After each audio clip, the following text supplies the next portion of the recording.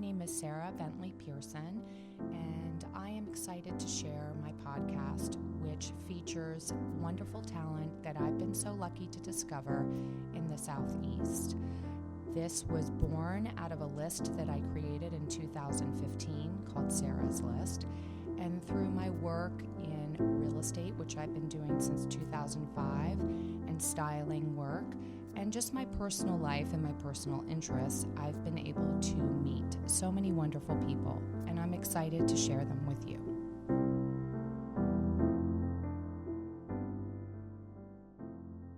So the King of Beauty is here. I've been trying to get you here. You're like, no, I don't want to do it. That's right. And I'm like, I finally got you to do it. No, but Persistence.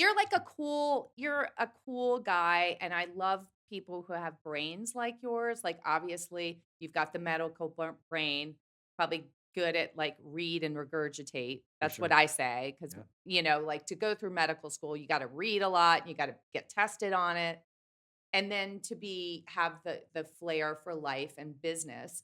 A lot of the times, the medical brain does not mix with the business brain. Absolutely. Yeah. Yeah, do you Fair. find that? Yeah. Yeah. Yeah. Generally, I think doctors are horrible business people Yeah. and, and unfortunately bad at life. Mhm. Particularly if they don't love what they do. Right. I think it is a hard business to love what It's you tough. do. Being married to somebody who was in it, I remember once going into his office and he had a child in a papoose, like to do fillings and stuff. And I was like, why didn't you go to business school? Like, this seems like not fun. Yeah. But I think there is a calling to it. Yeah. For sure. And I think if you for a lot of people like immigrants and stuff, it's a way to like escalate right to the middle class pretty quickly. I mean, it's a long road, but No, without not such a long road that you can't make it to have a nice life for your no, family. without a doubt, and I think for women also, Yeah. it's sort of a gender neutral, sort of levels the playing field in terms of salary and opportunities for advancement because nobody really cares, right, at the end of the day. So I think it's a phenomenal career if you love helping people and you're passionate about the science and the medicine and being, delivering quality care. I think it's incredible. Yeah. If you're going into it for money, I would absolutely not do it. I think that's the perhaps worst thing you could do. Yeah, I think so too. I think but you're right for women. I think if you have a calling for that, Oh yeah, it's a good life. And I think that women by nature, being nurturers without and a doubt. compassionate, That's right. are almost better No, doctors that because they totally. really listen to you. Remember, I called you, I had found a bump on my breast, Yes. and I was like, oh my God, what's going to happen? And I went to the woman who initially is like, this is not a big deal. It's benign. But then she had to send me down a chain for more testing. Yeah. Correct. But she made me feel so warm because you're really like panicked when something goes wrong. And men are more to the point. That's And right. sometimes when you're in that place, you're like, I need a little love here. But anyway, Yeah. so you're from New Orleans. You have the Correct. New Orleans flair. Yeah. And I came into OVME and I met you and I Yeah. liked you right That's away. right. And I love the fact that you created kind of a clinical, clean, good environment for the anti-aging. Yeah. And your timing's great. Everybody's doing it Yeah. now. Yeah. Yeah. And so you have, Timing was perfect. And yeah. And how did you come up with the name OVME? yeah, so it's a funny story. We were so take one step back. The company I launched prior to of me was called Shape Med. That was acquired by Lifetime Fitness. I think Yes, you know and that. I was reading what was Shape Shape Med? Med was, I think, the best way to describe it was sort of a V1 early stage aesthetics and call it longevity clinic. I mean, years ahead of the curve. This is Mhm. almost 17 years ago. I Mm. mean, so So what were you providing? injectables, hormone replacement, weight loss, skincare, Yeah, that was lasers. kind of before Yeah, even yeah. people were doing Ozempic and Oh yeah, it things. was. Yeah, I mean, it was way before the GLP-1. So Mhm. we did medical weight loss drugs Mhm. in very small quantities. That was a very small portion of the business, but uh, so yeah, it was sort of a V1 aesthetics and, for lack of a better word, longevity clinic. Mhm. We started with one practice here in Buckhead, Mhm. grew it to five, and then ultimately we were acquired by Lifetime Fitness. And is it still there? They absorbed it into their national footprint, Oh, and okay. and so to to Bahram Akradi, he's the CEO of Lifetime. I mean, he's also been way ahead of the curve. I mean, they're still moving forward with a lot of really innovative things around longevity and wellness, which we don't have to talk about now. But the so after Lifetime acquired ShapeMed, I remained partnered with them for about a year and a half after the acquisition. Ultimately, became their national medical director for a period of time, Mm-hmm. and it was while working with Lifetime that I got the idea for what ultimately became OVME. Mm. And you asked about the name. I left the part. I was acquired by Lifetime in November 2014, and I remained partnered with them for about a year and a half. So left that partnership, I think, July of 2016. Mm-hmm. Had a 12-month tail on my non-compete, but I started working on the new project the day that I left. Mm-hmm. And then we were lucky enough to fund with private equity and my own capital at Mm-hmm. 1 year and 1 day.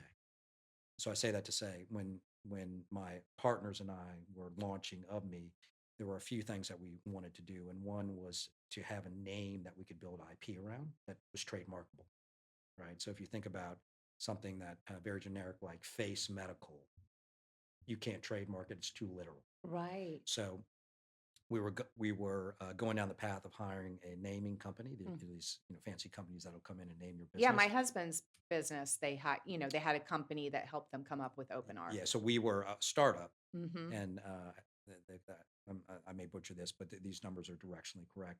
Company wanted $10,000 to come in and do this naming exercise, but I subscribed to this boutique URL vendor website. It's called Brand Bucket, Mm. and I'm still subscribed to this day, by the way. And so every week they send me this list of boutique URLs that you can purchase, Oh. and of me, OVME was available on their list.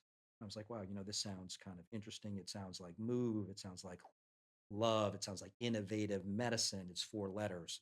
And, I'll go on a little tangent. Love and of me. Yeah, of Yeah. me, right? Yeah. And ultimately personalization, Yeah. which is where we landed. But there's also really interesting research around 4 letter URLs.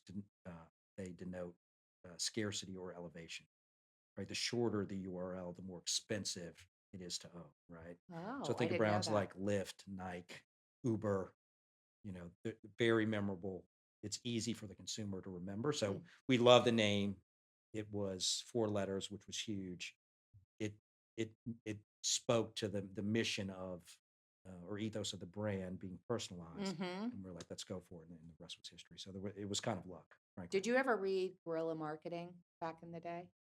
Probably, Yeah, because I remember helping my ex-husband with his business, and I read that book, but it sounded like you already had understanding of oh marketing yeah, when you were looking at that of me, because I remember seeing of me and I was like, that's catchy, but that's so unusual. Like it, yeah, I mean, but now that it's part of our life, it's definitely memorable. And I know Spanx, Sarah Blakely talked about certain letters are more memorable, and I think yeah, X's are yeah, memorable yeah, or something. So for sure. there's a lot to marketing and what brings people in the door. However, I remember meeting you in there and liking your energy and your pizzazz and you know, you got it right. Right. So if you had been some staunchy kind of medical dude, it wouldn't have felt like that. So now you're 29 stores, you said, Yep. all over the U.S. 14 And states. Yep. so, how is it going? It's phenomenal. And So so, you and I spoke once, and you gave me this little list which I passed on to a few people. And I don't think I do it all. I need to do it. But what are the things that you feel from being in this business that really make a difference? Because there's so much bullshit out there. yeah, without a doubt, it's. I'll take a step back. I think it's a really exciting time, just broadly speaking, in medicine. Hmm. But Just the anti-aging yeah, aspect. anti-aging, longevity, and generally the way I think about it is a few kind of large buckets. But we'll touch on aesthetics because I think that's what you're asking about. But Hmm. let's say aesthetics is number one. Prevention and diagnosis two. Three would be precision medicine, and four would be just call it broadly speaking longevity. But in your And in they, and your they grow. mind, that kind of like I mean, obviously it starts from the inside out. Oh, Like if correct. you're smoking and drinking, like I don't Without a care doubt. how much Botox you're getting, That's right. like you're Yeah. not going to look good. Correct. So, what really excites me right now, from an aesthetic standpoint, Hmm. if you are doing all the right things, and we can touch on that shortly, but I love the biologics. So think, Peptides, PRP, PRP. yeah, biologics, biostimulators, so things like Sculptra, energy-based devices, lasers, light devices. So BBL, Halo, phenomenal. Microneedling is phenomenal. I do think there's a place for injectables, traditional injectables like neurotoxins, Botox, or Dysport. But generally, I'm a firm believer in skin health more than I am in traditional injectables, right? So Botox is phenomenal. Generally, it's the gateway into medical aesthetics, and it's where everyone starts. Right. But Botox does nothing for the health of the skin. Right. And so, what we at OVME encourage our clients to do is to over-index into skin health, and we have very detailed, for lack of a better word, precise ways to guide our Okay, clients so to the tell right. us what those are. Yeah. So, I mean, every client is different, and full stop. Uh, there is no one size fits all in medicine, but generally we employ devices like the Visia. Visia is a really innovative facial scanner that would look at you and say, okay, Sarah, what makes the most sense for your skin type, your age, your skin concerns. And then that is one piece of data that we lever along with physical exams So and is that like the facial scanner. so it'll kind of take a picture and really show the damage Correct. that's not even necessarily Visible to visible? the skin, right? Okay. So generally speaking, that's I one of want the to get that. yeah, you Yeah. absolutely. Yeah. But generally, most people are going to fit in, kind of need the same things. And I hate to to pigeonhole, but for you, I'm just looking at you. You have light eyes and you have light hair, so certainly uh, lasers all day. I've never done a laser. Okay, tomorrow get the Halo. Okay. Okay. It's laser resurfacing, phenomenal. Okay. Generally, What's the downtime? if we did you today, you Okay. would look like you went to the beach for 4 days, so kind of pink. Uh-huh. And days, call it 5 through 7.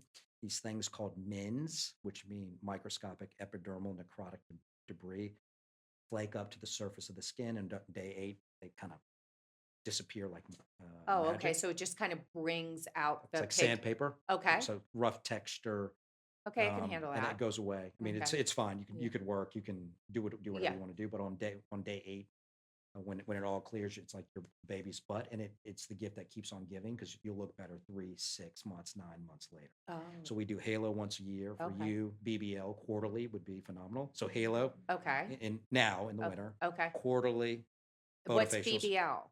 broad-based light. So it's called a photofacial. Oh, okay. So that's really great for pigmented and vascular lesions, Okay. browns and reds, Okay. right? Halo annually now in the winter. Uh-huh. Is it winter? Yeah, it's coming up. Quarterly photofacials. In the summer, we stop. You do nothing. Right. But lots of sunblock. Sunblock, of course. Sunscreen, by the way, phenomenal. Like Medical grade. You have to. you have do it. to. Yeah, you have to do it. And then we pick back up in the fall. Okay, Right? so those are, and then the Sculptras and the Botox And PRP underneath the eye, phenomenal. yes. Right. So people are, generally speaking, there's a big trend away from dermal fillers, and that 5 years ago everybody wanted to be overfilled. My lips, my cheeks. Kim Kardashian. But I think generally consumers have gotten smarter, and what they really want is just to look like healthier, more natural, youthful Yeah, I versions mean, of it's always themselves. kind of sad when you see somebody that like looks really plastic. Although sometimes I'll see a picture of me and I'm like, do I look plastic? Like, am I doing too many things? But No, I'm at no. the age now I want to get a facelift. Yeah. And so when you go to these doctors, they're like, you can't do any more filler if you're going to, Yeah. because they'll get in there and it's kind of a mess. So Yeah. now I'm just doing some Botox.